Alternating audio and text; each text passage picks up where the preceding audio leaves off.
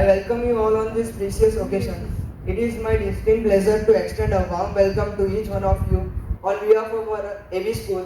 Today we are privileged to have with us an estimate speaker whose insight and expertise are widely recognized in his field.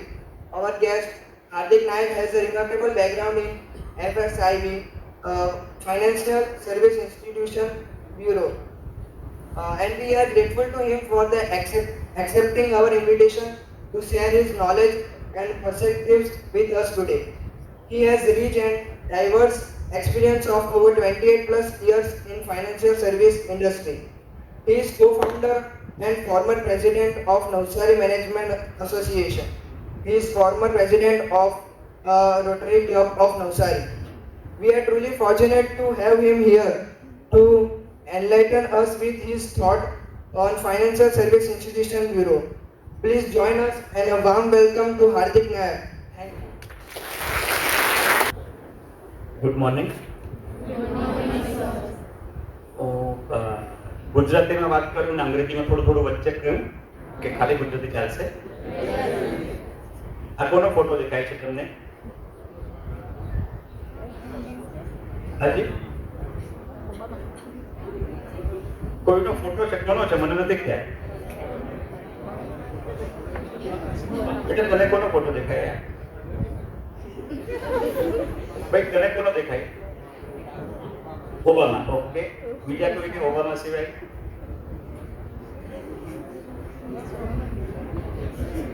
જ્યાં સુધી તમને તમારો ફોટામાં નહીં દેખાશે ત્યાં સુધી તમે કરોડપતિ નહીં કરો.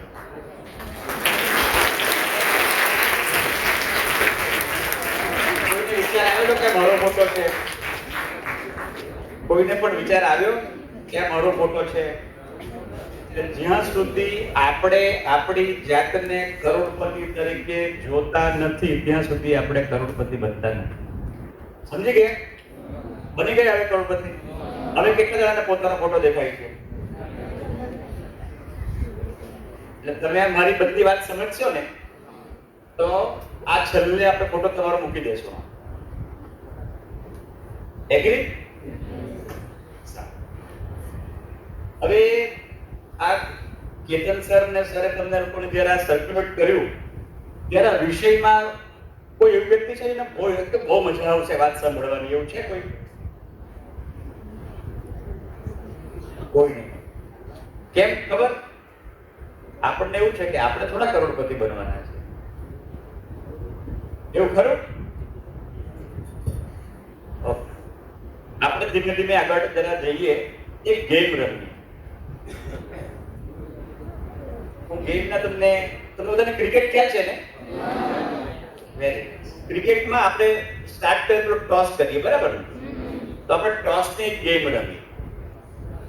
તમારે એમાં પાર્ટિસિપેટ કરવાનું કે તમારે કઈ ગેમ રમવી છે. એ પ્રકારની ગેમ છે. એક ગેમ એવી છે કે જેમાં હું ટોસ ઉછાળું, તમે કિંગ કે સ્કેલ કહો, બરાબર? અને જો તમે સાચા પડે તો મારે તમને 1200 રૂપિયા આપવા, અને તમે ખોટા પડે તો તમારે મને 1000 રૂપિયા આપવા. નિયમ શું થયો? તમે કિંગ કે સ્કેલ કો હું ટોસ ઉછાળું અને તમે સાચા પડે તો મારે તમને કેટલા રૂપિયા આપવાના? 1200 રૂપિયા આપવાના. તમે ખોટા પડે તો મારે કેટલા આપવાના? 1000 રૂપિયા. ક્લિયર? એક ગેમ. ફાઇન. બીજી ગેમ છે કિંગ કે સ્કેલ હું કરું, તમે સાચા પડે તો મારે તમને 100 રૂપિયા આપવાના, અને તમે ખોટા પડે તો તમારે મને કઈ નહીં આપવાનું. કેમ છે? પહેલીમાં તમારે 1200 રૂપિયા લેવાના અને 1000 રૂપિયા આપવાના. બીજીમાં તમારે 100 રૂપિયા લેવાના અને આપવાનું કઈ. બોલો કઈ ગેમ રમવા?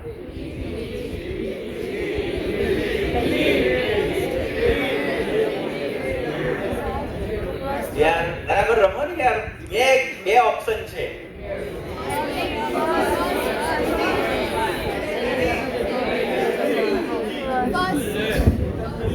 ફર્સ્ટ કોણ રમવાનું? 1 2 3 4 આ તો હાથ હોય વધી ગયા. ઓહો ને કાઉન્ટ કરો ને 1 2 3 4 5 6 7 8 9 10 11 12 13 14 15 16 17 18 19 20 1 2 3 4 5 6 7 8 9 10 તો લગભગ 40 જેવા થઈ ગયા. તે એવું કેમ થયું? ચાલો આ જેટલાય હાથો જગા તેમાંથી કોઈ એક જણા કહો પણ તમે ફર્સ્ટ કેમ સિલેક્ટ કર્યું? હાજી બોલો બેટા. રિસ્ક મોટું લે તો પ્રોફિટ વધારે. ઓકે, બીજું કોઈ? 40 જણાએ હાથ ઊંચા કર્યા. બીજા કોઈને કેમ હાથ ઊંચો કર્યો? આજુવાળે કર્યું એટલે આપણે કર્યું. કેટલા જણા સહમત થાય છે કે એમને એમ કહ્યું કે રિસ્ક લેશે તો રિટર્ન મળશે? અચ્છા, આપણે બીજું કહીએ કે બધા વધારે પડતા માણસોએ પેલી સેકન્ડ કેમ પસંદ કરી? રિસ્ક નથી. રિસ્ક નથી ને એટલે નિયમ કરવો એ તો કે જિંદગીમાં એવું કોઈ કામ નહીં કરવું જેમાં જોખમ નથી. પપ્પા મમ્મી તો એવું કહે કે જોખમ નહીં લેવાનું. સાહેબ લોકો તો એવું કહે કે જોખમ નહીં લેવાનું. આ તો કઈ નવી જ વાત છે, જોખમ જ લેવાનું. સારું, આપણે સમજીએ. પણ તમને ખ્યાલ આવી ગયો? જો આજે આપણે ચર્ચા કરવાના છે ને એમાં મારો હેતુ એ છે કે તમે જેટલું વહેલું જેટલું સરળ રીતે પૈસા કમાવાનું અને સાચવવાનું શીખી જાવ ને તો એટલો સંઘર્ષ ઓછો. કરેક્ટ? તો હવે હું તમને એક ક્વેશ્ચન પૂછું કે તમારામાંથી બે છોકરા અને બે છોકરીએ મને જવાબ આપવાનો, કોઈ પણ બે, કે તમે કોમર્સ લાઈન શાના માટે સિલેક્ટ કરી? સિમ્પલ ક્વેશ્ચન છે. તમારે તમારા વિશે જ કહેવાનું છે. કોઈ પણ બે દીકરાઓ, કોઈ પણ બે દીકરીઓ, તમે શાના માટે સિલેક્ટ કરી?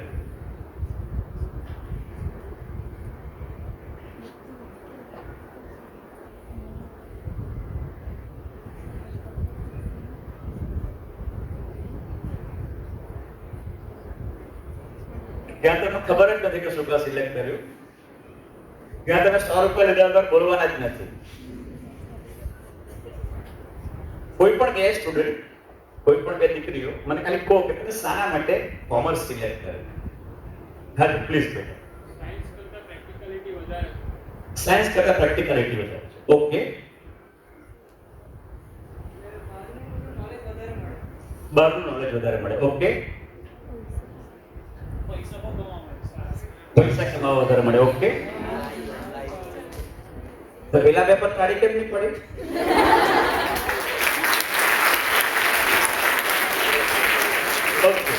કોઈ પણ બે દીકરીઓ મને કહો કોમર્સ લાઈન શાના માટે સિલેક્ટ કરી? કહો કોઈ પણ એની ટુ. સ્કોપ વધારે છે એટલે. સ્કોપ વધારે છે. ઓકે, બીજું કોઈ? ખબર નથી. હા,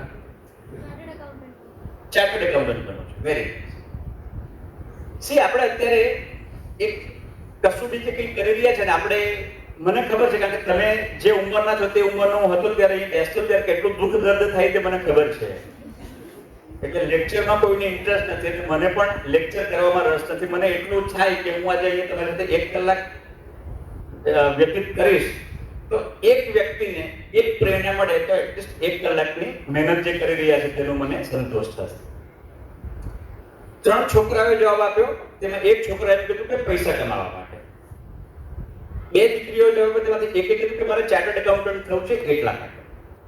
એકચ્યુઅલી સ્પીકિંગ તમે બંને જવાબને જો કમ્બાઈન કરો તો તમે બધા જે બેઠા છો ને એ તમારા સબકોન્શિયસ માઇન્ડમાં કંઈક ને કંઈક તો તમારા પોતાની કારકિર્દી છે કે મારે ચાર્ટર્ડ એકાઉન્ટન્ટ બનવું છે, મારે બિઝનેસમેન બનવું છે, મારે ફેમિલી બિઝનેસ જોઈન કરવો છે, મારે એન્ટરપ્રેન્યોર થવું છે, મારે ફોરેન જવું છે, કંઈક ને કંઈક છે. હા કે ના? રાઈટ? ઓકે. અને બીજું કે અહીંયા કોઈ એવી વ્યક્તિ અત્યારે બેઠી છે કે જે કે ભગવાન પ્લીઝ બધું કરજે પણ મને પૈસાદાર નહીં બનાવતો. એવું કોઈ છે? કોઈ છે પણ નહીં, કોઈ હોય પણ નહીં શકે. બરાબર? સો આપણે સ્વીકારી લઈએ કે આપણે અત્યારે જેટલા પણ ભેગા થયા છે એ એક કશુંક નિશ્ચિત વસ્તુ કરવા માટે, કારકિર્દી માટે ભેગા થયા છે. અને બીજું કે કારકિર્દીનો અર્થ શું? પૈસા કમાવો. કરેક્ટ? હવે પૈસા કમાવાની જે વાત છે એની અંદર આપણે બીજા એક મુદ્દા પર જઈએ કે મારો કોઈ પરિચય, કોણે પરિચય આપ્યો મારો? હા, શું નામ બેટા તારું? ચાંપાનેરી ભાઈએ મારો પરિચય આપ્યો. એમણે મારા પરિચયમાં કહ્યું તો હું મારો પરિચય આપવા માંગુ. બરાબર? હું અને કેતન સર સાથે ભણતા હતા. કેતન સર હોશિયાર હતા એટલે આજે પણ હોશિયાર જ છે, અને હું ત્યારે પણ તોફાની હતો એટલે આજે પણ તોફાની છું. મને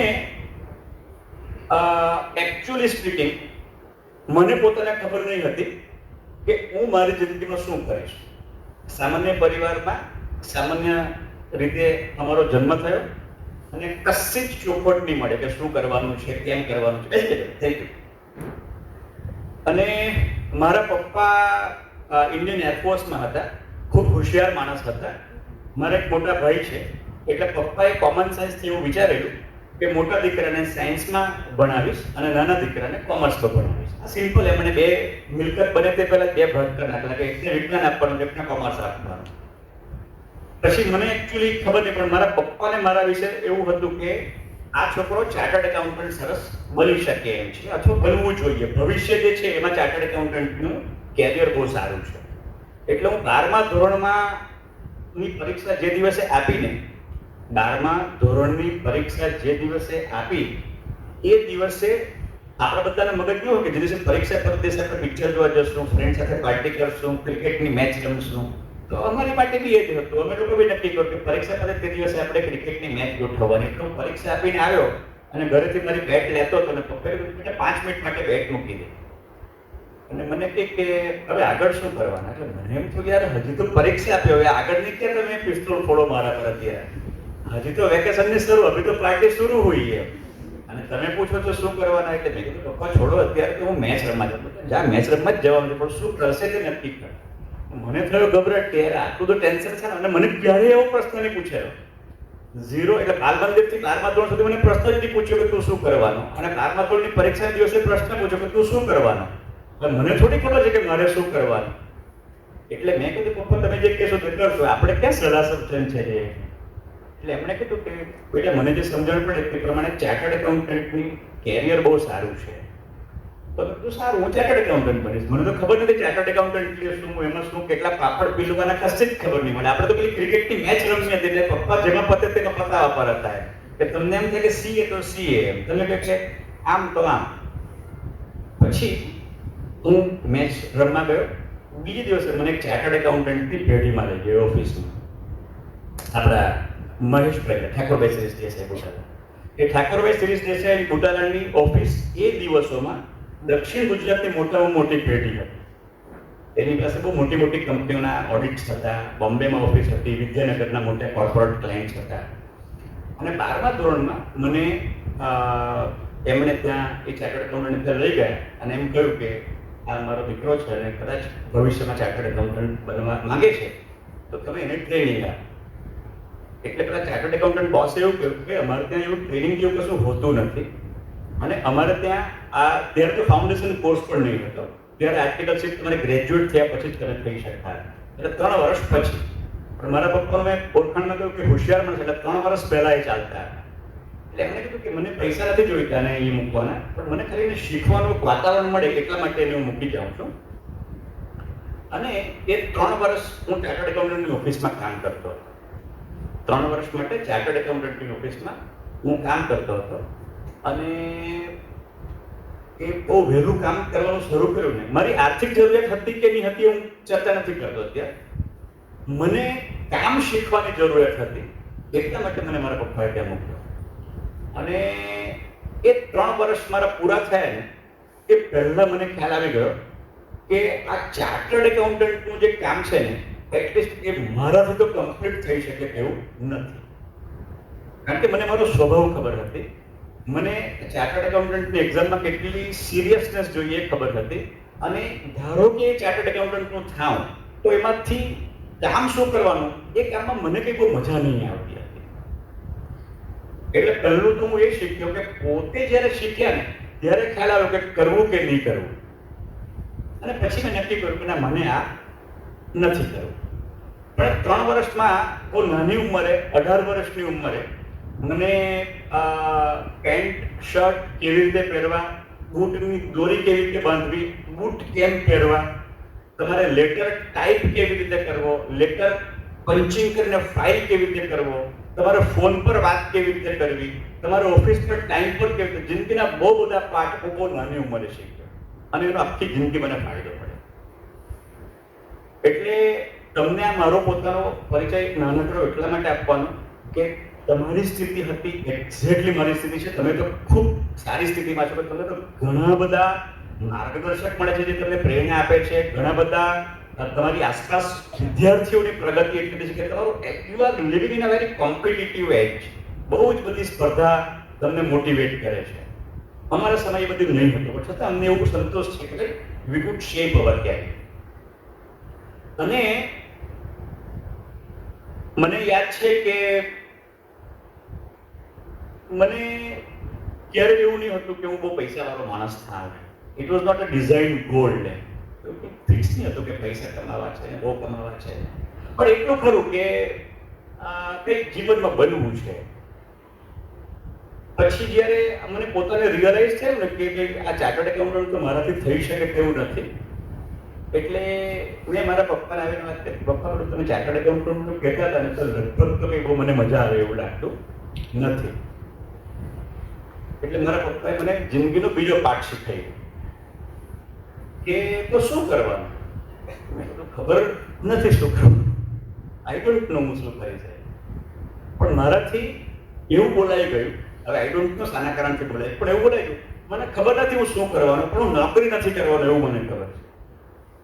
આઈ ડોન્ટ નો ભગવાને એ શબ્દ મારા મોઢામાં ક્યાંથી મૂક્યા.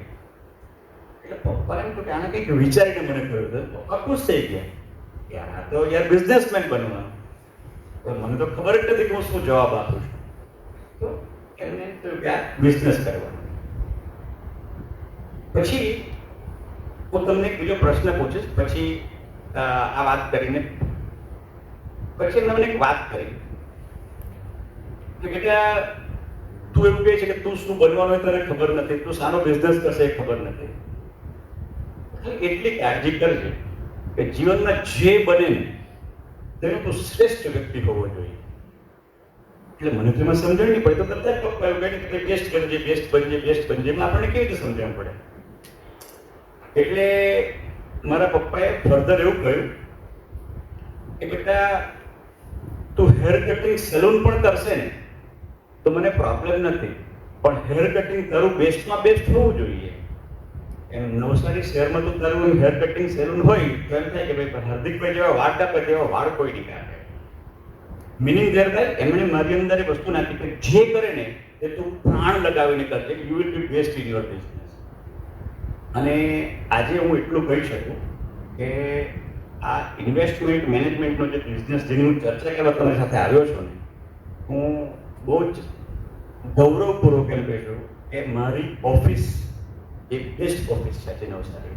વી do the best possible service and advice in to investment management. Now આ ક્યારે થઈ શકે?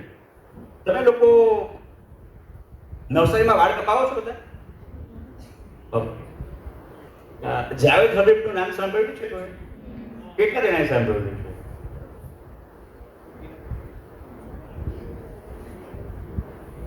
જાવેદ હબીબ. કોઈને ખબર છે જાવેદ હબીબ કોણ છે? કોઈ વાંચી છે એની સ્ટોરી?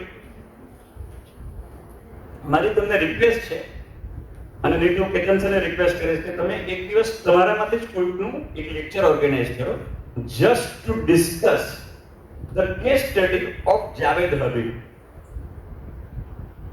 હું તમને વાત કરી શકું એમ છું પણ કદાચ સમય બગડશે. આપણે એ તમને રિસોર્સ મળે તો તમે મને કહેજો તમને રિસોર્સ નહીં મળે તો મને કહેજો, તો પણ હું તમને કોઈકનું લેક્ચર ગોઠવી આપીશ to discuss what is the life of Javed Habib. એટલે માણસ પોતે પોતાના કેરિયરને ક્યાંથી ક્યાં લઈ જાય છે તેની best example ease of Javed. એટલે ઘણા બધા એક્ઝામ્પલ બેસ્ટ છે, પણ આપણને શું છે કે બધાને ઘરેથી કોનો દાખલો આપવામાં આવે? અમિતાભ બચ્ચનનો, નરેન્દ્ર મોદીનો, સચિન તેંડુલકરનો, સ્વામી વિવેકાનંદનો, મહાત્મા ગાંધીજીનો. ભાઈ બધા સારા માણસ છે, બરાબર, પણ સદીમાં એક થવાવાળા માણસો છે, બરાબર. એટલે આપણે એવા કોમ્પ્લેક્સમાં પણ નહીં જોઈએ કે આપણે સચિન તેંડુલકર જ બનવું છે. આપણને તો કદાચ ત્યાર પછીના બી 500માં નંબરનો ક્રિકેટર બનવાનું મળે તો બી આપણે નેશનલ બહુ આગળ પડતા માણસો થઈ શકીશું, બરાબર. હવે આપણે વાતમાં આગળ જઈએ ને એટલે તમને બહુ જબરજસ્ત બીજો એક્સપિરિયન્સ શેર કરું. અનિલ કુંબલેને કને ઓળખો? કોણ છે?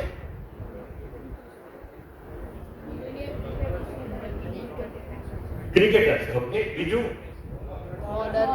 બોલર છે, ઓકે.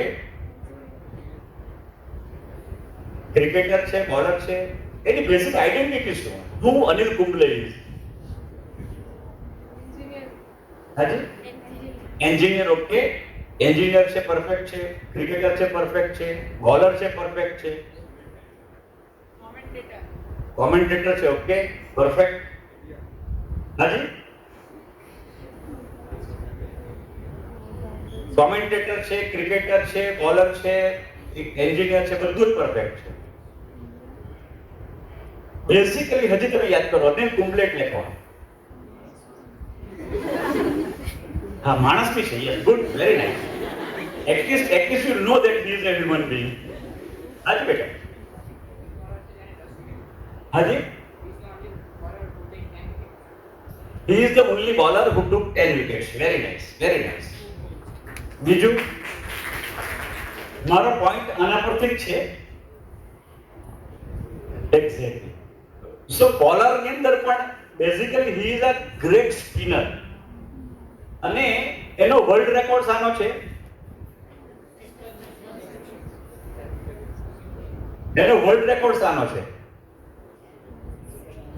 10 વિકેટ લીધી એનો વર્લ્ડ રેકોર્ડ નથી. Highest number of test wickets નો રેકોર્ડ છે 632 પ્રોબેબલી. હું એકદમ શ્યોર નથી, પણ 632 કે એબો 600 ની વિકેટ છે. ખ્યાલ છે તમને કે ક્રિકેટર છે, બોલર છે, વર્લ્ડ રેકોર્ડ છે. હવે અનિલ કુંબલે પોતે પોતાની જ્યારે એક વાત કરીને, અત્યારે આપણે લોકો પેલી સક્સેસની વાત કરીએ ને ત્યારે આપણે એમ કહીએ કે ભાઈ 98% પણ ઓછા પડ્યા, 99% પણ ઓછા પડ્યા, 99.99% પણ ઓછા પડ્યા. અનિલ કુંબલે પોતાની સ્ટોરીમાં એવું કહ્યું કે તમને ખ્યાલ છે 632 વિકેટ જો લીધી હોય તો એને બોલ કેટલા નાખ્યા હશે? આખી કારકિર્દીમાં કેટલા નંબર ઓફ ડિલિવરી એમણે કરી હશે ત્યારે 632 વિકેટ એમણે લીધી. સી, કોઈ માણસ બોલિંગ કરતો હોય ત્યારે ગોલ શું હોય? વિકેટ. એકદમ ક્લિયર ને. અને દરેક બોલરને એવું હોય કે મારે દર બોલે વિકેટ આવે, એવું હોય જ ને, પણ બનતી નથી. આ માણસને આખી જિંદગીમાં 632 જ વિકેટ મળી. મને કહો કે એમણે કેટલા બોલ નાખ્યા છે અંદાજે? હાજી, 2000-3000, ઓકે. અંદાજ 10,000 થી ઉપર બોલો એટલે તમારું કામ સ્ટાર્ટ થાય. 15,000, ઓકે. 18,000, ઓકે. 20,000, 30,000. એમણે એની એકચ્યુઅલ નંબર ઓફ ડિલિવરી કંઈક 32,000 કે એવું કંઈક, મને બહુ યાદ નથી અત્યારે, પણ એમણે એવું કહ્યું કે મેં 32,000 બોલ નાખ્યા ને ત્યારે 632 વિકેટ મળી. અને હું જો એઝ અ ઓફ સ્પિનર વર્લ્ડના રેકોર્ડ હોલ્ડર તરીકે મારા પરફોર્મન્સને એનાલાઇઝ કરું તો my success in bowling is only 1.5%.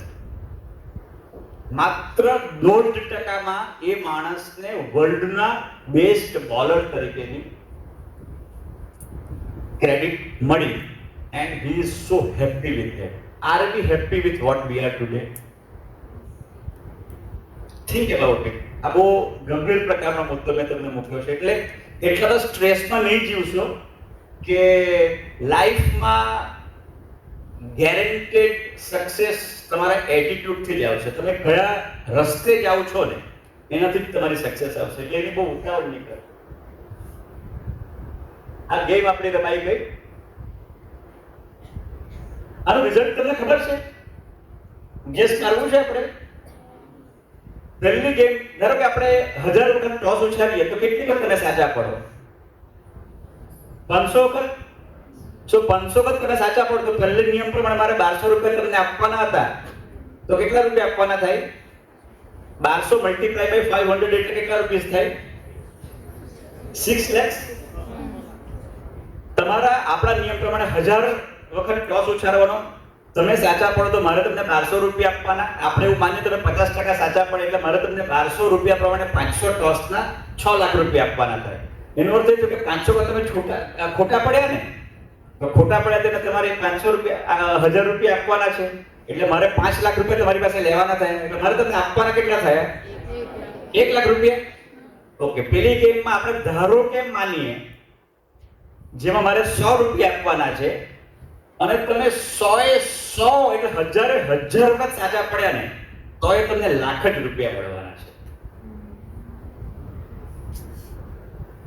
જે એબ્સોલ્યુટલી ઇમ્પોસિબલ વસ્તુ છે.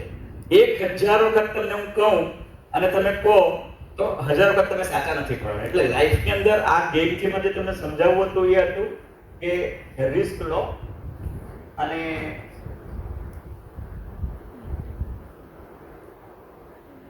હવે આપણે છે ને પૈસા કમાવાની વાત સ્ટાર્ટ કરી દઈએ. અમિતાભ બચ્ચન શું કહે છે? યોર ટાઈમ સ્ટાર્ટ્સ નાઉ. એટલે આપણે પાછો ક્વેશ્ચન, કેટલા જણા છે જેને પૈસાદાર બનવું છે? જો અમે યાદ રાખજો ભાઈ, તમે આળસ કરશો ને તો પૈસા નહીં આવશે. પૈસા એવા જ ઘરે જાય જેમ ત્યાં ઉત્સાહ છે. એટલે તમારો ઉત્સાહ રાખવાનો પૈસા કમાવાના કારણમાં. તો તમે આ 3 પગથિયા છે ને, 3 પગથિયા એ બહુ સિમ્પલ પગથિયા છે. અને અમે 1994 થી અમારી જે કારકિર્દી શરૂ કરી ત્યારથી આ 3 પગથિયા પર જ અમારા પૈસા પણ બન્યા, અમારા કસ્ટમરના પૈસા પણ બન્યા અને હજી પણ વર્ષો પેઢી દર આના કારણથી જ પૈસા બનશે. એમાં કોઈ રોકેટ સાયન્સ નથી.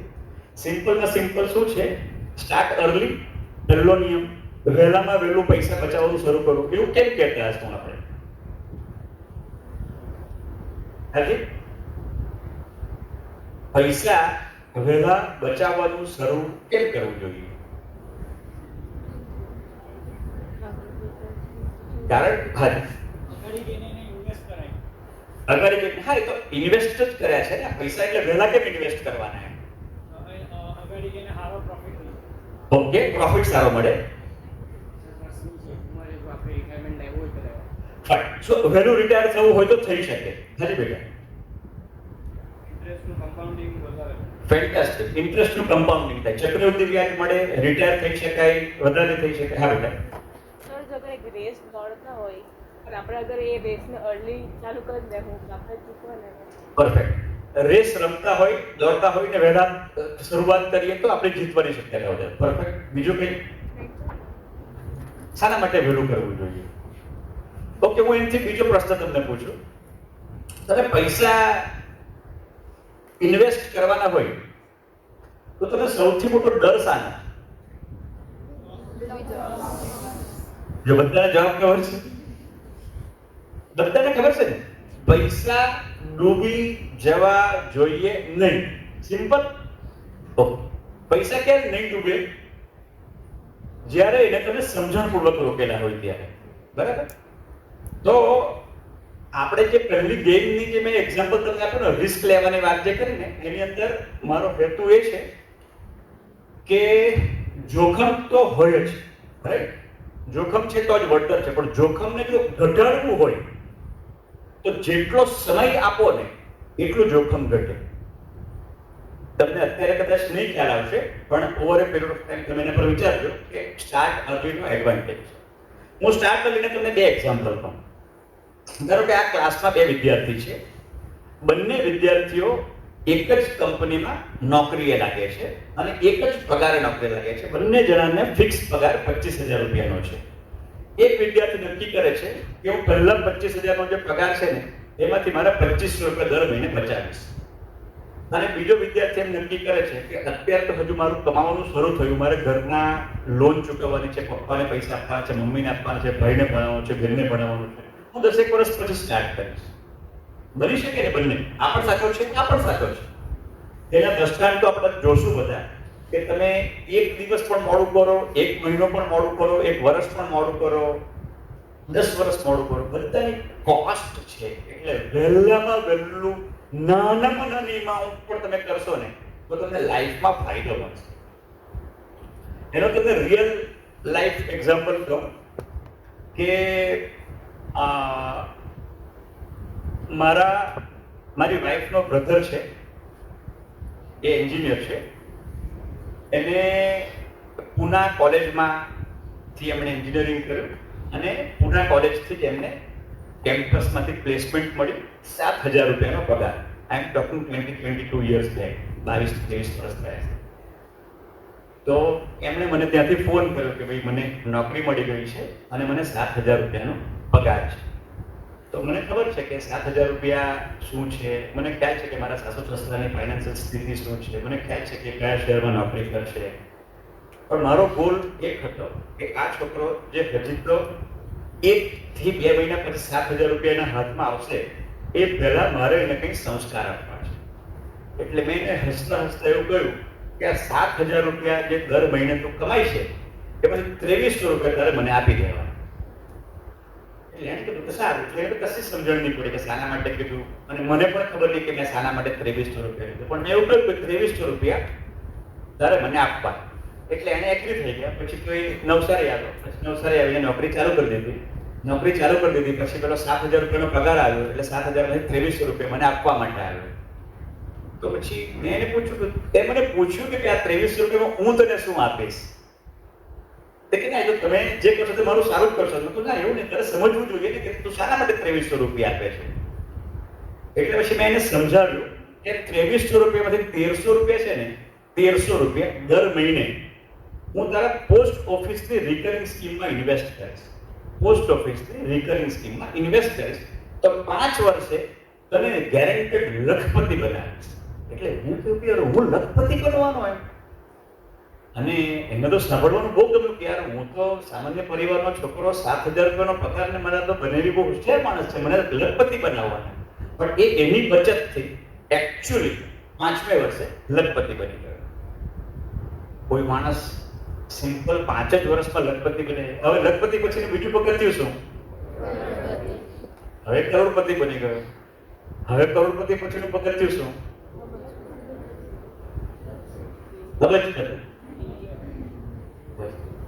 હવે એ કામે લાગી ગયો. જો બની જશે તો બની જશે કે નહીં બની જશે? જેટલા માણસોએ જિંદગીના પહેલા પગારથી 1 રૂપિયો પણ બચાવવાનું શરૂ કર્યું છે ને, એ ગેરંટેડ લખપતિ, કરોડપતિ કે અબજપતિ કરશે. તમારે પહેલું આ ઇમોશનલ નહીં થવાનું કે મારી મમ્મીને સાડી લઈ આપો ને મારા પપ્પાનો ટીવીએસ સ્કૂટીનો હપ્તો ભરી દઉં ને એવું બધું લાગણીમાં નહીં આવવાનું. આપણે હોશિયારીથી કામ કરવાનું. કારણ કે રોકાણનો સૌથી મોટો દુશ્મન જે જોખમ છે ને એના કરતાં મોટી લાગણી છે, જેની વાત પછી કરીશ. બીજું કે તમે પૈસા રોકો, પણ ક્યાં રોકો તેનું મહત્વ છે. બેંકમાં મૂકશો કે સ્ટોક માર્કેટમાં મૂકશો, બંનેમાં 10,000 રૂપિયા 25 વર્ષ માટે લીધો. તમને રોકાણ સરખું કર્યું, સમય સરખો આપ્યો તો વળતર તો સરખું જ મળવું જોઈએ. તો એવું નથી થતું. ધારો કે 10,000 રૂપિયા તમે 25 વર્ષ માટે બેંકમાં મૂક્યા, 10,000 રૂપિયા 25 વર્ષ માટે તમે સ્ટોક માર્કેટમાં મૂક્યા, તો બહુ જ મોટી રકમનો ફરક પડે છે. એટલે પૈસા ક્યાં, કેટલા, ક્યારે મૂકવા એ આપણે સમજીશું આના પર. અને ત્રીજું કે આપણે બજાર કેવું પણ હોય, આપણે સતત રોકાણ કરતા જ રહેવું જોઈએ. એટલે ધારો કે તમે હવે પછીના તમારા કેટલા મહિના બાકી હવે પૈસા કમાવાના શરૂ થવાના? હાજી 2 વર્ષ એટલે 24 મહિના. ઓકે, ના એનાથી વધારે હશે બેટા. 3 વર્ષ એટલે 36 મહિના. ઓકે, પછી માસ્ટર્સ કરશો ને તો 5 વર્ષ, 4 વર્ષ, 60 મહિના. ઓકે, સો 24 મહિના છે કોઈના 36 મહિના છે, કોઈના 48 મહિના છે, કોઈના 60 મહિના છે. તમારે શું માનવાનું ખબર? મારા પહેલા પૈસા કમાવાના હવે 36 જ મહિના બાકી, હવે 24 જ મહિના બાકી, હવે 48 જ મહિના બાકી. Start dreaming that you are becoming rich. તમે ધીમે ધીમે ધીમે ધીમે ધીમે એંગલથી વિચારતા થશો તો તમને કારણ કે પૈસા પ્રેમ વગર રહી શકતા નથી. એટલે એને તમે ઇન્વેસ્ટ કરવાનું વાત કરો એ પહેલા કમાવાનું, અને કમાવા પહેલા એને વિઝ્યુલાઇઝ કરવાનું કામ છે. આ એક સ્ટોરી છે એ તમે સાંભળો, એટલે હું જરા પાણી પી લઉં અને તમે જરા વાર્તા સાંભળો.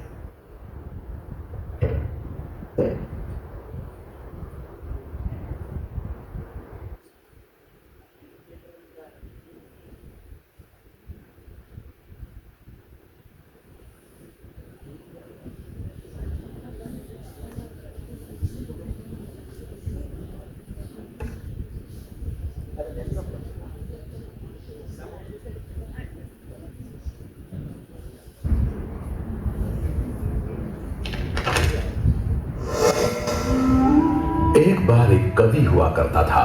उसकी माली हालत इतनी खराब हुई कि घर में खाने के लाले पड़ गए। इसी कारण उसने महल में जाकर राजा से मदद मांगने का फैसला किया।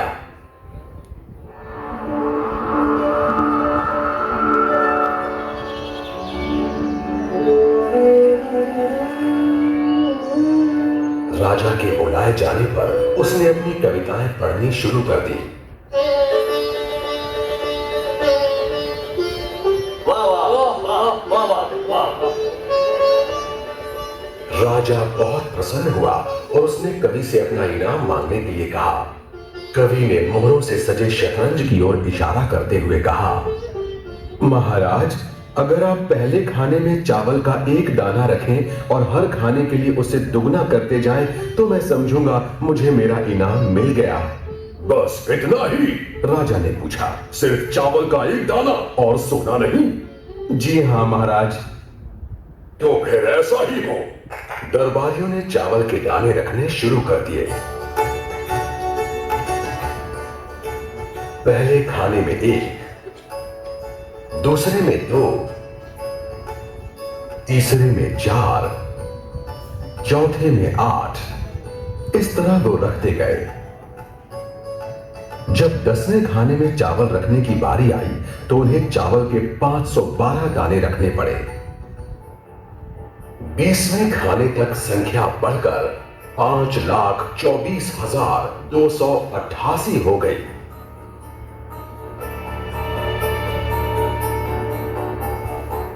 आधे हिस्से तक आते आते 32वें खाने में चावल के दानों की गिनती 214,74,83,648 हो गई। जल्द ही गिनती अरबों खरबों में बढ़ गई। आखिरकार अभागे राजा को अपना पूरा राजपाट उस चतुर कवि के हाथ को सौंपना पड़ा। और इसकी शुरुआत चावल के सिर्फ एक दाने से हुई थी। कहानी की सीख, चक्रवृद्धि की ताकत को कम नहीं आंकना चाहिए। अगर आप हर महीने नियम पूर्वक एक छोटी रकम निवेश करते हैं, तब आपकी एसआईपी आपके सेवानिवृत्त होने तक एक बड़ी राशि बन सकती है। Sundaram Mutual, unearthing opportunities.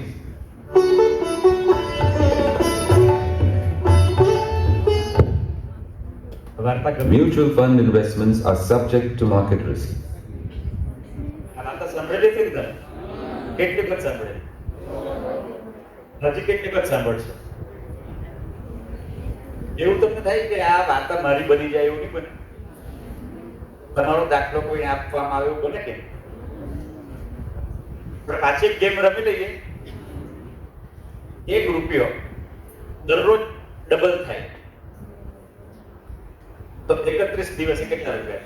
1 રૂપિયો દરરોજ ડબલ થાય એટલે બીજે દિવસે કેટલા થયા? 2, ત્રીજે દિવસે 4, ચોથા દિવસે 8, પાંચમા દિવસે 16, છઠ્ઠા દિવસે 32, 64, 128, 256, પછી 512, 1024, 2048, ગણો તો ખરા કરો. હજી 53 કરોડ. કેટલા દિવસ 53 કરોડ? ગણો પાછા. 1, 2, 4, 8, 16, 32. જરા ઘરે જઈને રમજો. ના, 53 કરોડ 30 દિવસે થતા હશે, 31 દિવસે નહીં થતા હશે. 56 કરોડ 50 કરોડ જે ગણો તે 30 દિવસે થતા. હું 31 દિવસનો સવાલ પૂછું છું. ધારો કે આમ માનો કે 53 કરોડ રૂપિયા, તો 31 દિવસે કેટલા કરોડ?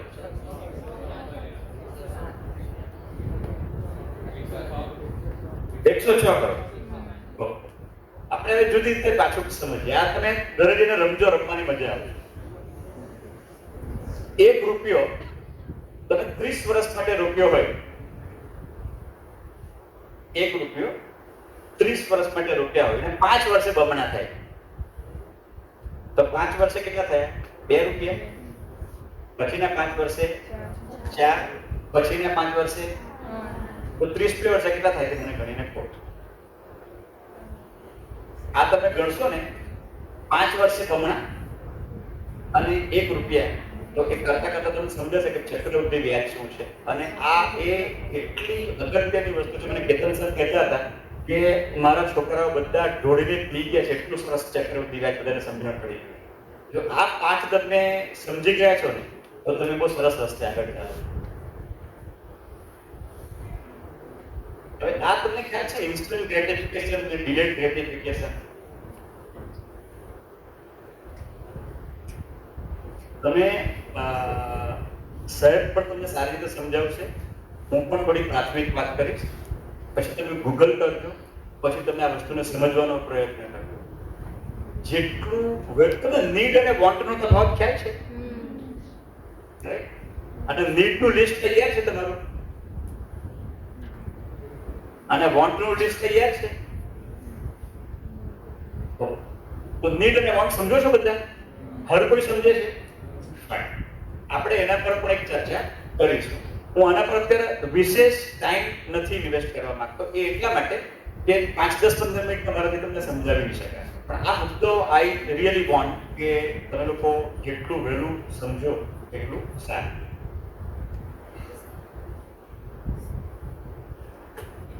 આપણે ઘર-ઘરની કહાની એવી કે તમારામાંથી કેટલા જણા જન્મેલા ત્યારે બહુ જ પૈસાદાર હતા, જેને આપણે ગર્ભ શ્રીમંત કહીએ, એવા કેટલા જણા?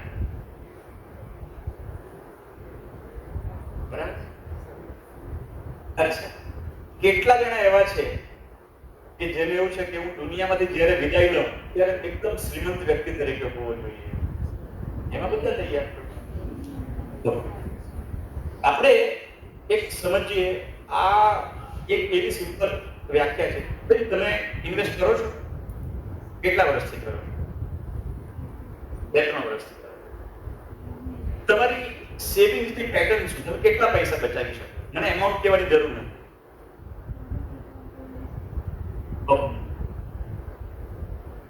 એમને શું જવાબ આપ્યો તો મારે જવાબ તમને નથી આપવો, પણ હું એવું કહેવા માંગુ છું કે જેટલી મમ્મીઓ અને જેટલા પપ્પાઓ પૈસા બચાવે છે, એ લોકોની વ્યાખ્યા શું ખબર?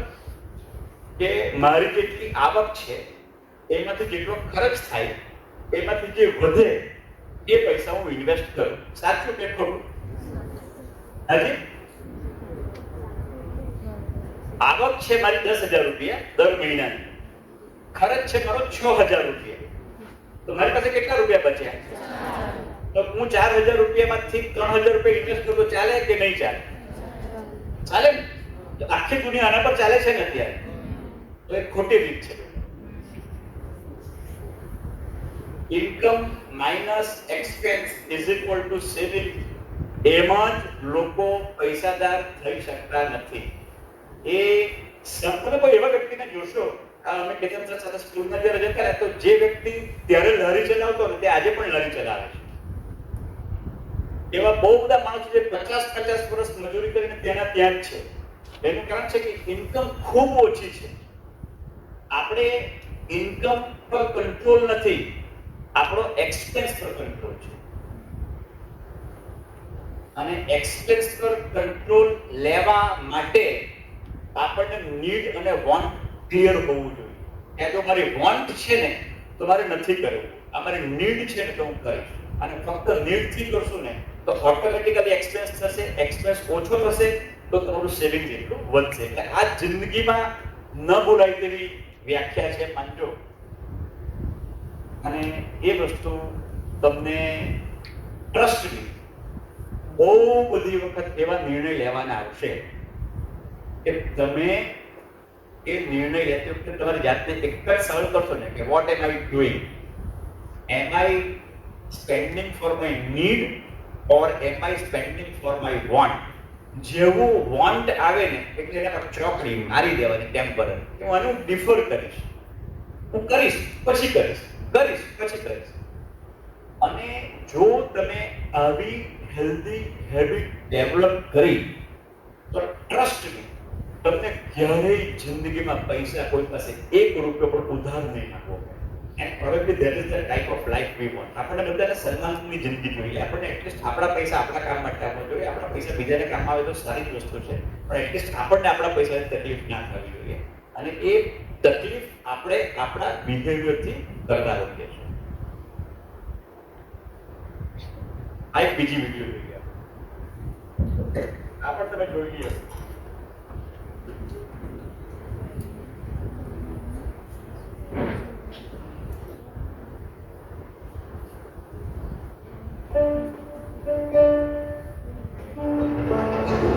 Hello everyone.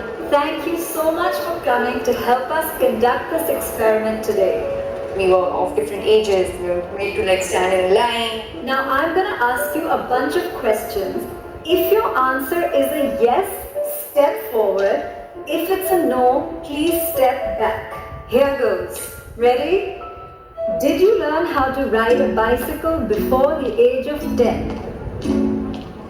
Did you learn music in school? Did you take any lessons in sports? And no, video games are not a sport, even if it has the word game in it. Did you learn how to iron your clothes while still in school? Take a step forward. If not, take a step back.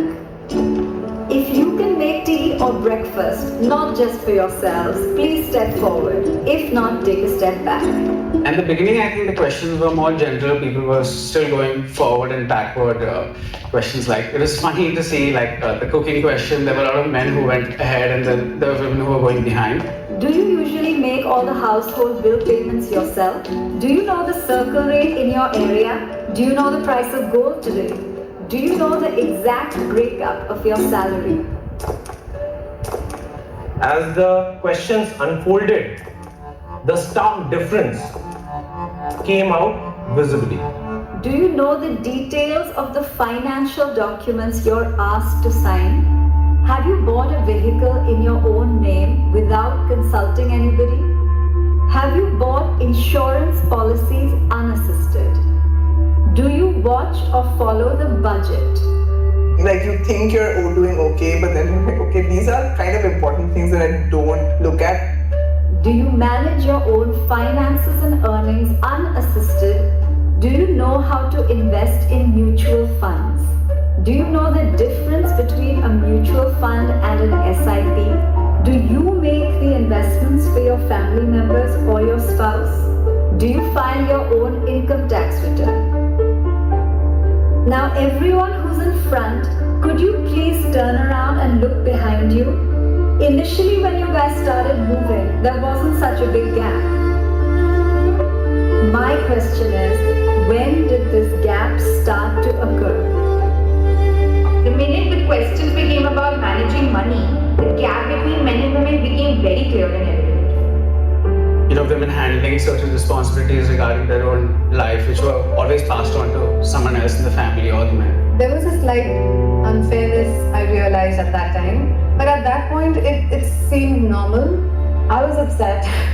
I wanted to be at the front of the line, saying, why don't I know this? Why am I not confident enough to say, yes, I am able to understand this? It was quite an eye-opener for me, because I always depended on the men of the family to take care of my investments and, plan my future. I felt that obviously men are more into it than women, so eventually I didn't expect the gap to be there. Over the years growing up, there were certain very traditionally masculine tropes that were assigned for him, and certain traditionally feminine tropes that were assigned for me. For women, it's practically debarred to learn to know and to focus on money. I wish I had known from the beginning of my childhood and kind of thought about that I would be doing so much better. Just actionable measures is what we want really.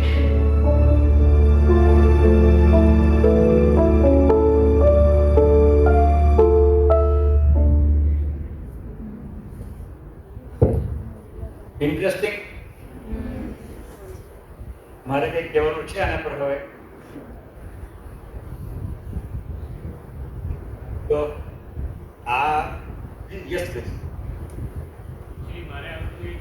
જી જી please please come forward and share your thoughts.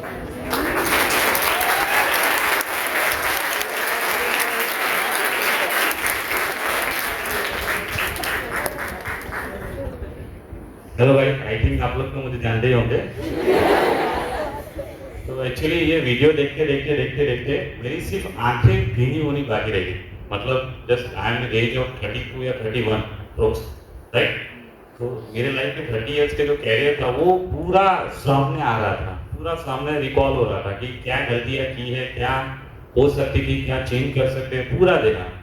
तो मैं यहाँ पे यही कहना चाह रहा हूँ कि you people are very lucky कि आपको ये स्कूल एज में सब कुछ पता चल रहा है, जहाँ पे आप लोग अकाउंट पूरा अभी तक पढ़े नहीं है, फाइनेंस के बारे में सब कुछ जानते नहीं हो, फिर भी ये सारी चीज आपको इतनी अर्ली एज में जानने को मिल रही है. That's why you people are very lucky. समझ रहे हो कुछ? तो अपने आप के लिए एक तो ताली बना दीजिए.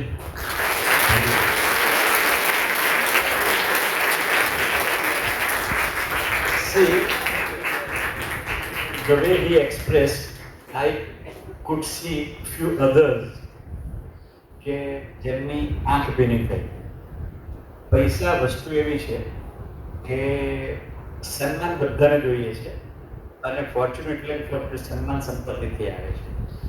એટલે પૈસા કેટલા જરૂરી છે મહત્વ નથી, પણ પૈસા જરૂરી છે મહત્વનું છે. એટલે એના માટેના જે પાઠ જેટલા વહેલા શીખવા મળે એટલું આપણને આપણી લાઈફમાં ફાયદા થશે.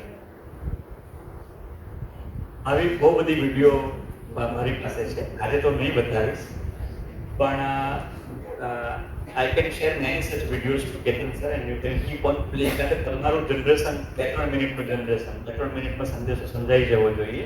તો પહેલી 2-3 મિનિટની વિડીયો હું પોતે મારા શોખથી ભેગી કરું છું.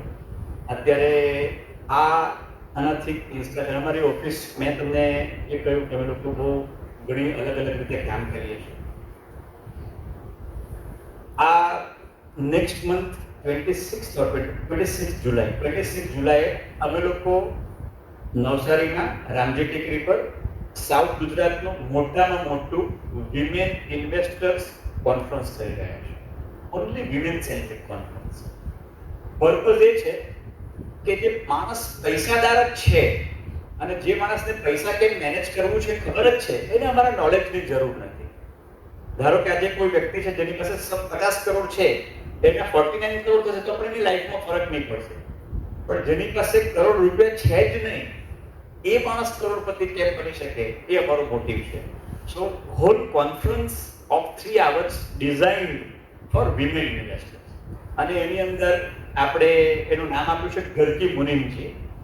અને રાધિકા ગુપ્તા કરીને એડલવાઇઝ મ્યુચ્યુઅલ ફંડના CEO છે, જે ઇન્ડિયાના સૌથી યંગ CEO છે. એ આવવાના છે. બીજું બધું એટ્રેક્શન છે, મોનોપોલી ગેમ રમત. સો અલ્ટિમેટલી પોઈન્ટ એ છે કે વ્યક્તિ વહેલામાં વહેલો પોતાના પરિવાર માટે પૈસાનો વિચાર તો થાય. That is the purpose.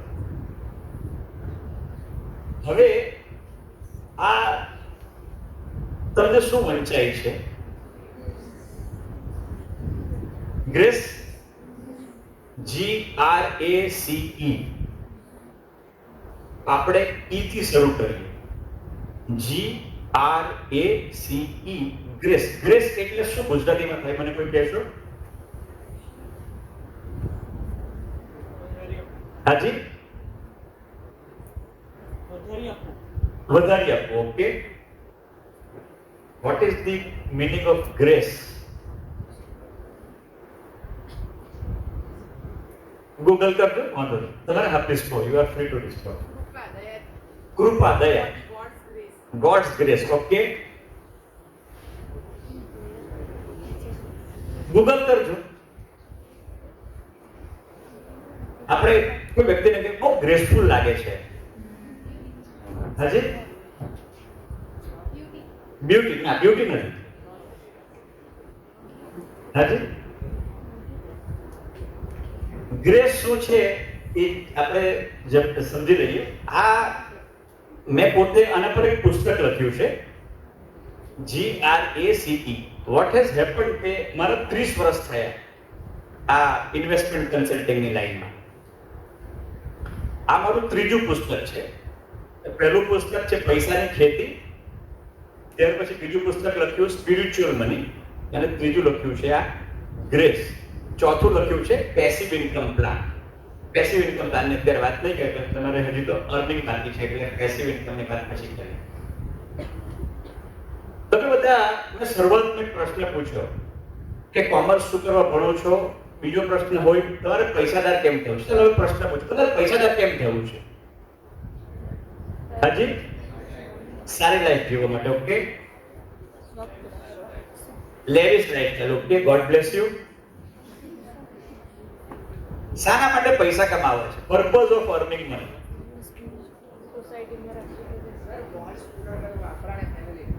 આપણા અને ફેમિલીના વોન્ટ્સ ને નીડ્સ બંને ને બેટા. ઓકે, બીજું કોઈ પૈસા શાના માટે કમાવા છે? તો હું જો જવાબ આપીશ તો તમે બધાને હા અમારા મગજમાં પણ આ જ હતું. તો એકચ્યુઅલી આપણે કંઈ પણ બોલીએ પણ આપણે બધા છે ને આપણા પરિવારને ખતરનાક પ્રેમ કરતા હોઈએ. યસ કે નો? વી લવ અવર ફેમિલી ધી મોસ્ટ. જગતમાં આપણે 3, 4, 5, 6 જેટલાનું કુટુંબ છે ને એના પછી જ આપણી ગણતરી શરૂ થાય. કરેક્ટ? હવે દરેક વ્યક્તિને એવું હોય કે મારા કુટુંબના કોઈ પણ વ્યક્તિને જિંદગીમાં એક પણ પૈસાની તકલીફ પડવી જોઈએ નહીં. યસ કે નો? આટલા માટે આપણે ભણીએ છીએ 12મા ધોરણમાં, 11મા ધોરણમાં, AB સ્કૂલમાં, નવસારીમાં, કોમર્સમાં. છેલ્લો હેતુ આપણું પરિવારને સંપન્ન રાખવા, સમૃદ્ધ રાખવા, કે ભાઈ ભગવાન તને જે ઈચ્છા થાય ને હું એટલા પૈસા કમાઈશ. પણ આપણે લાગણી માંગણી કરી કઈ નહીં કે અત્યારે તું લઈ લે પછી તને પૈસા આપી દેવાના. આપણે તો રડતા રડતા બહુ માગીએ ને રડતા રડતા બહુ કરીએ. રાઈટ? તો આટલું સિમ્પલ છે તો બધા પરિવાર કેમ બહુ પૈસાદાર નથી થતા? ક્યાં અટકે છે? કોઈ તો ભૂલ થતી હશે. તો GRACE, E is empowering family. મારા કુટુંબને મદદરૂપ થવા માટે હું પૈસા કમાઉં છું અથવા પૈસા બચાવું છું. સો અત્યારે આપણે એક નક્કી કરી નાખીએ કે આપણે બધાનો હેતુ એક જ છે, મારું કુટુંબને ભાઈ મારે મસ્ત બનાવી દેવું છે ફાઇનાન્શિયલી. તો બનતું કેમ નથી? તો એના ઉપરના 4 પગથિયા ચૂકી જઈએ છીએ. 4માંથી કોઈ પણ એક પગથિયું તમે નહીં ચડો ને તો તમારું કુટુંબ એમ્પાવર નહીં થાય. આ હું મારા 30 વર્ષના અનુભવથી શીખ્યો. મને એમ થાય કે ધારો કે તમને અત્યારે કોઈ બીમારી હોય ને તમે ડોક્ટર ના જાઓ અને તમને કદાચ સારું જ નહીં થાય તો તમને કેવું લાગે? ડોક્ટરને પણ નહીં ગમે કે યાર આ કેટલા વર્ષથી પેશન્ટ આવે છે, યાર એનું સારું જ નથી થતું. તમને પણ ડોક્ટર નહીં ગમે ને કે યાર ડોક્ટર બુદ્ધિ વગરનો છે ને કઈ આવડતું નથી. તો હું પણ તો ડોક્ટર છું ને, I am also wealth manager, I am also financial planner. જો મારો ક્લાયન્ટ પૈસાદાર નહીં થાય તો મારી નિષ્ફળતા કહેવાય ને. કારણ કે એને તો મારો ભરોસો કર્યો છે કે ભાઈ હાર્દિકભાઈને જઈશ તો કરોડપતિ બનાવશે, હાર્દિકભાઈને જશું તો લખપતિ બનાવશે, એમને તો જશું તો એ લોકો અબજપતિ. એ તો બનતો જ નથી. તો એના પર મેં ડેટા ચેક કર્યો કે ભાઈ શું 4 ભૂલ કરે છે જ્યાં પેલો માણસ છેલ્લે પગથિયે નથી પહોંચતો. તો હવે આપણે પહેલેથી સ્ટાર્ટ કરીએ. GRACE માં G. જી એટલે ગોલ્સ.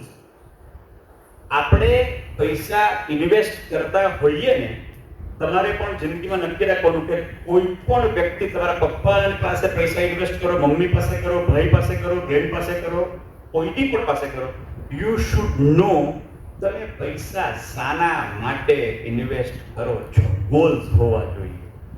જ્યારે ગોલ્સ હોય ને, ગોલ્સ કેવી રીતે થાય છે તમને કહું. ધારો કે તમને અત્યારે એવું છે કે રક્ષાબંધન અત્યારે આવવાની આવતે મહિને, બરાબર? તમારા બધાના ખાતામાં 2-3 હજાર રૂપિયા આવશે ને? હવે આવવાના બાકી છે તે પેલા આપણો ખર્ચો નક્કી છે. પેલા રક્ષાબંધન આવશે ને તેમાંથી કે હું આ મોબાઈલના પેલા મારે ચૂકવવાના બાકી છે ચૂકવી દેવા, આપણે પ્લાન કરી દઈએ કે નહીં? બરાબર. રક્ષાબંધન પતશે એટલે નવરાત્રી આવશે. નવરાત્રી આવશે એટલે આપણે ખર્ચો કરી નાખીએ. મારે ચણિયા ચોળી લેવાના છે, મારે કપડી પાયજામા લેવાના છે, મારે દાંડિયા લેવાના છે, મારે મેકઅપ કરાવવાનો છે. ખર્ચો થઈ ગયો કે નહીં? નવરાત્રી પતી એટલે દિવાળી આવી. દિવાળી આવી એટલે દિવાળીનો ખર્ચો છે. દિવાળી આવી એટલે વેકેશન આવ્યું. વેકેશન આવ્યું એટલે પ્રવાસ કરવાના. પ્રવાસ પત્યો એટલે 31st આવવાનું. 31st આવવાનું એટલે આપણે ન્યુ યર સેલિબ્રેટ કરવાના. ન્યુ યર સેલિબ્રેશન પત્યું એટલે વેલેન્ટાઇન આવવાનું એટલે વેલેન્ટાઇન સેલિબ્રેટ કરવાના. તમે look at your own lifestyle. દરરોજ કંઈક ને કંઈક અને તમને બધું જ લાગે કે હું તો કૈસે રહેતી જ હોવો જોઈએ. વેલેન્ટાઇનમાં મોગમ મોગું રોજ મારું હોવું જોઈએ. રક્ષાબંધનમાં મોગમ મોગી રાખડી મારી હોવી જોઈએ. દિવાળીમાં સૌથી સારા કપડા મારા હોવા જોઈએ. પ્રવાસ મારા ફેસબુક પર લોકોને ગમે તેવા હોવો જોઈએ કે ભાઈ હાર્દિકભાઈ અહીં પાલી ગયા અને હાર્દિકભાઈ બેલ્જિયમ ગયા અને હાર્દિકભાઈ અહીંયા ગયા. આ બધી જે પ્રોસેસ છે ને એની અંદર આપણે પેલા વોન્ટ્સ, આ બધી વસ્તુ વોન્ટ્સ છે. એકચ્યુઅલી તમને એક એક્ઝામ્પલ કહું. હું અત્યારે 3-4 મહિના પહેલા એક વ્યક્તિને મળ્યો સુરતમાં. એ મને નથી લાગતું કે 10મું ધોરણ પણ પાસ થયા છે, પણ અત્યારે 10,000 કરોડ રૂપિયાની સંપત્તિ એમની પાસે હશે. એમણે મને એક સવાલ કર્યો.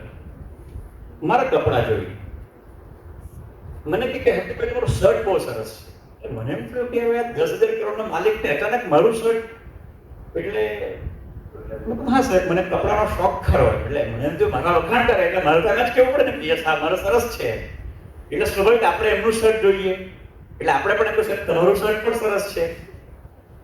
એટલે પછી મને કે હા સોમવાર તમે કયા કલરનું શર્ટ પહેરેલું હતું એમ. તે દિવસે ગુરુવાર હતો એટલે એમને મને સોમવારે કયા કલરનું કર્યું એટલે મને તો હું જ પૂછવાયું કે મેં શું કરેલું હતું સોમવારે. પણ વ્યક્તિ એટલા સરસ હતા કે તમે જુઠ્ઠું પણ નહીં બાકી હવે એમને તો ખબર જ નહીં હતું કે હું એમ કે મેં વ્હાઈટ કલરનું પહેરેલું તો સ્વીકારી લે કે નહીં સ્વીકારી લે. તમે તો જુઠ્ઠું બોલી દો કે નહીં બોલી દો.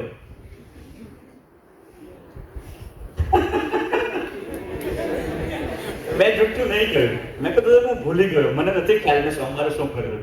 બસ એક્ઝેક્ટલી મારે તમને આટલું જ સમજાવું. જિંદગીમાં ગઈકાલે સાંજના શું કરેલું ને આપણે પોતે પણ ભૂલી જઈએ છીએ અને આપણે લોકોને બતાવવા માટે કપડાં પહેરીએ છીએ.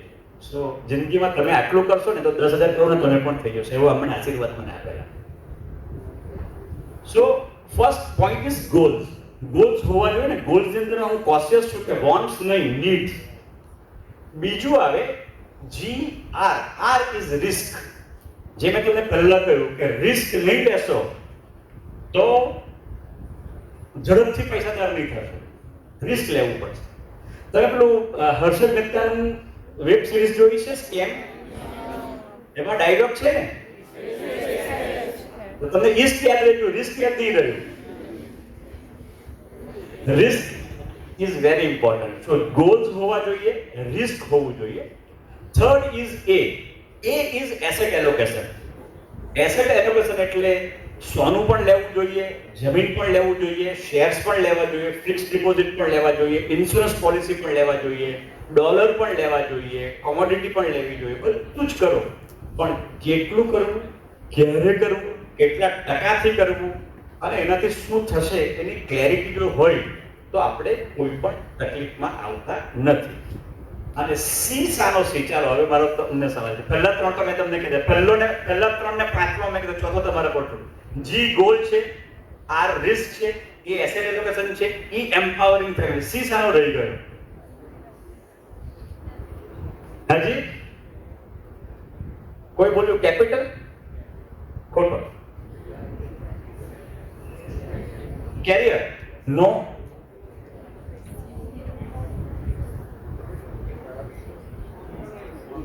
Compromise? No. No philosophy? No philosophy. C is compounding, જે તમને આવડે જ છે, જે તમે શીખ્યા જ છો. હવે વિચારો કે જો તમારી પાસે ગોલ્સ હોય, ગોલ કે હું શાના માટે બચાવું છું એ મને ખબર છે, હું શાના માટે બચાવું છું એ મને ખબર છે, હું શાના માટે બચાવું છું એ મને ખબર છે, હું શાના માટે બચાવું છું એ મને ખબર છે. અને અત્યારે પણ છે ને, એકચ્યુઅલી સ્પીકિંગ, આપણે લોકો જે બધા ગુજરાતી લોકો છીએ ને, થોડું ઘણું તો આપણે સબકોન્શિયસ માઇન્ડમાં પ્લાનિંગ કરીએ જ છે, સાચું ને? રાઈટ. હવે એ જે તમારા ડ્રીમ્સ છે ને, ડ્રીમ્સ એને તમે પેપર પર મૂકો. ધારો કે તમને એવું છે કે મારે છે ને 3 વર્ષ પછી 1 લાખ રૂપિયાના ખર્ચે સ્કૂટર પરચેસ કરવું છે. અત્યારે ચર્ચા નહીં કરી નીડ છે કે બોન્ડ છે, આપણે લેવું જ છે, નક્કી જ છે. તો સમય કેટલો થયો? 3 વર્ષ. તો આજે જ લખો કે મારે 3 વર્ષ પછી 1 લાખ રૂપિયાના ખર્ચે સ્કૂટર લેવું હશે તો મારે આજથી કેટલા રૂપિયા બચાવવાની જરૂર છે. એટલા રૂપિયા જો દર મહિને આપણે બચાવીએ તો ત્રીજે મહિને 36મે મહિને એટલા પૈસા આપણી પાસે થાય કે આપણે આપણું સ્કૂટર, એ દિવસે જો સ્કૂટર મળી જાય તો તમે ખુશી થાવ કે નહીં થાવ? ગોલ્સ હોવા જોઈએ, બીજું રિસ્ક હોવું જોઈએ, ત્રીજું એસેટ એલોકેશન બધી જગ્યાએ રોકેલા હોવા જોઈએ, અને ચોથું કમ્પાઉન્ડિંગ થતું હોવું જોઈએ. કમ્પાઉન્ડિંગ એ જેટલું સમજવામાં સરળ લાગે છે ને એટલું બચાવવામાં ડિફિકલ્ટ છે. હું તમને એનો એક દ્રષ્ટાંત આપું કે જે મેં તમને પૂછ્યું ને કે તમે પૈસા ઇન્વેસ્ટ કરો ત્યારે સૌથી મોટો ડર શાનો લાગે? તમે શું જવાબ આપેલો? લોસનો. રાઈટ. હવે આપણે એક બીજો દ્રષ્ટાંત જોઈએ કે જે પ્રોફિટનો દ્રષ્ટાંત છે. અત્યારે રિલાયન્સ નિપ્પોન ગ્રોથ ફંડ એની કેટલી હશે? એપ્રોક્સિમેટલી 3500. ભારતમાં એક મ્યુચ્યુઅલ ફંડ રિલાયન્સ 1994 માં સ્ટાર્ટ થયેલું. એને 10 રૂપિયાના ભાવે એક મ્યુચ્યુઅલ ફંડની સ્કીમ સ્ટાર્ટ કરેલી. 10 ના 20 થયા, 20 ના 40 થયા, 40 ના 80 થયા, 80 ના 160 થયા, 160 ના 320 થયા. આમ કરતા અત્યારે મને તો ખ્યાલ નથી પણ અમારો દીકરો એવું કહ્યું કે 3500 રૂપિયાનું આજે. સો 1994 આપણે એને રાઉન્ડ ફિગર પકડવાની કે અત્યારે 3000 રૂપિયા છે, એટલે 10 રૂપિયા 3000 રૂપિયા બને એવું કહેવાય. સિમ્પલ એક્ચ્યુઅલ એક્ઝામ્પલ છે. હવે તમે વિચારો કે તમે કેટલા રૂપિયા કમાવા માટે પૈસા મૂકેલા? 10 ના કેટલા કરવાના હતા તમારે? તો તમે તો 10 ના 20 કરવા જ નીકળેલા હતા ને, એટલે તમારું તો કામ કરી દીધું. 10 ના 20 થયા એટલે ચાલો હવે ચાલો 10 ના 20 થઈ ગયા, ચાલો થોડો ટાઈમ થોપીએ, 20 ના 40 થઈ ગયા. 40 થઈ ગયા પછી શું થાય ખબર? હવે જોખમ ને, હવે એમ કે ડૂબી જશે. 10 ના 40 થઈ ગયા. ચાલો પછી મારા જેવું કોઈ થોપો ને અત્યારે વાંધો નહીં, પાછા થોપ્યા. 40 ના 80 થઈ ગયા. તમને પાછું તો હું નીકળી જાઉં, હવે 10 ના 80 થઈ ગયા, હવે તો નહીં. પછી પાછું કોઈ કે સારું છે, મને અત્યારે ઉતાવળ નહીં કરતા, પૈસાની જરૂર નહીં હોય તો કે સારું, કઈ વાંધો નહીં, અત્યારે મને કઈ જરૂર નહીં. 80 ને 160 થઈ ગયા. તો 10 ને 160 થયા કેવાય? હું બોલું છું 80 ને 160, પણ ખરેખર તો 10 ને 160 થાય. 160 ના 320 થઈ ગયા, તો 10 ના 320 થઈ ગયા. હવે આમ કરતા તમને એમ છે કે હવે આ જોખમ છે કે હવે નહીં. અને તમને એક વસ્તુ કહું, મારી પાસે હિન્દુસ્તાનમાં મારા જ એક ક્લાયન્ટ છે જેણે આ 10,000 રૂપિયાના 3,000 રૂપિયા કર્યા છે. અને એ જ વ્યક્તિ એમના 10 રૂપિયાના 1200 રૂપિયા થયા. તો 1200 રૂપિયા થયા ત્યારે એમને મને કહ્યું કે હાર્દિકભાઈ શું કરીએ, કાઢી નાખીએ હવે? એટલે 10 ના 1200 રૂપિયા સાહેબ હવે તો કાઢવા દો એમ. મેં કીધું કે શું કરશું એમ, આવશે તો એને પાછા રોકવાના જ છે ને, રવા દો ને, કઈ વાંધો નહીં. 1200 રૂપિયાના 800 રૂપિયા થઈ ગયા. કાકાને થયું યાર કાઢવાનો હતો ને હાર્દિકભાઈ, મને 1200 માંથી 800 લઈ ગયા, 800 ના 1600 થઈ ગયા. હવે કાકાને એમ થયું કે આપણે હવે ભૂલ નથી કરી, હવે 3000 રૂપિયા થઈ ગયા. એટલે કમ્પાઉન્ડિંગ જે છે ને, જ્યારે નફો વધારે થાય ને ત્યારે તમને ડર વધારે લાગે. ખાલી પૈસા 1 રૂપિયાના 50 પૈસા થશે તે નુકસાન નથી. હું હંમેશા મારે ત્યાં કોઈ પૈસા ઇન્વેસ્ટ કરવા એમ કહું, એમ પૂછે મને કે ડૂબી તો નહીં જાય ને? એ તો સ્વાભાવિક એમ જ પૂછે ને, પૈસા ડૂબી તો નહીં જાય? કે ડૂબાડવાના નિષ્ણાંત તેમ અમે ડૂબાડવાનું તો કામ નથી કરતા, પણ હું એમને પૂછું કે ડૂબી તો નહીં જાય પણ બની જશે તો શું કરશો? પૈસા તમે લાખ રૂપિયાના 1 કરોડ રૂપિયા થઈ જાય તો શું કરશો એ સમજવું પડે. એટલે GRACE is bringing grace to your family.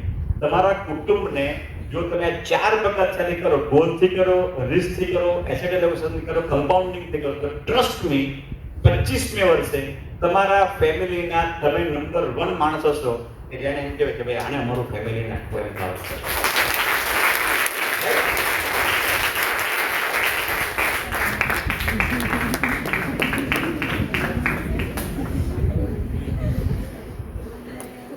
આપણે બધા શું છે dream girl, dream girl, dream girl, dream goal જોઈએ.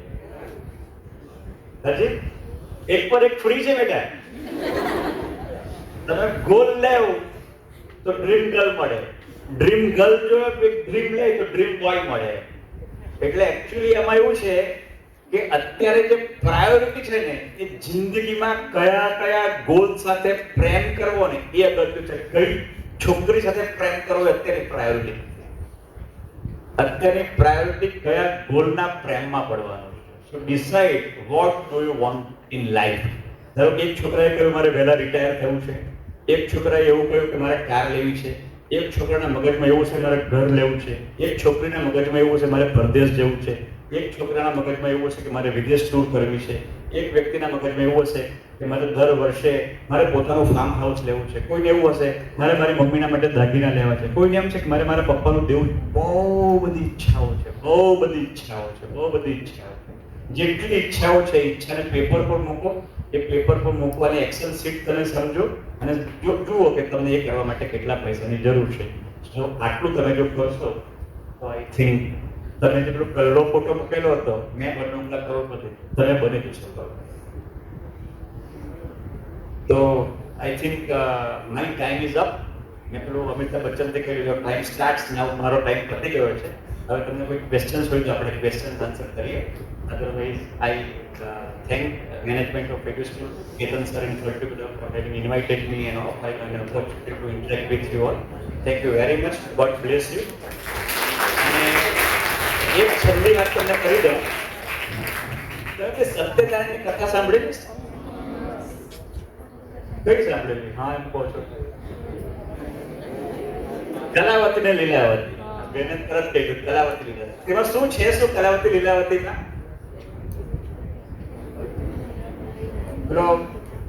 એવું કહે ને કે મારી પાસે પૈસા નથી એટલો પૂજા અત્યારે નહીં કરે. એટલે હું તમને એક પાઠ કહેવા માંગુ.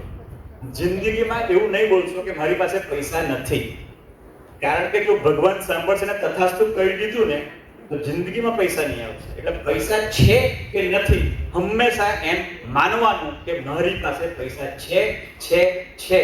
ભગવાન ખુશ થશે ને તમને કરોડપતિ બનાવશે. Right? Thank you very much.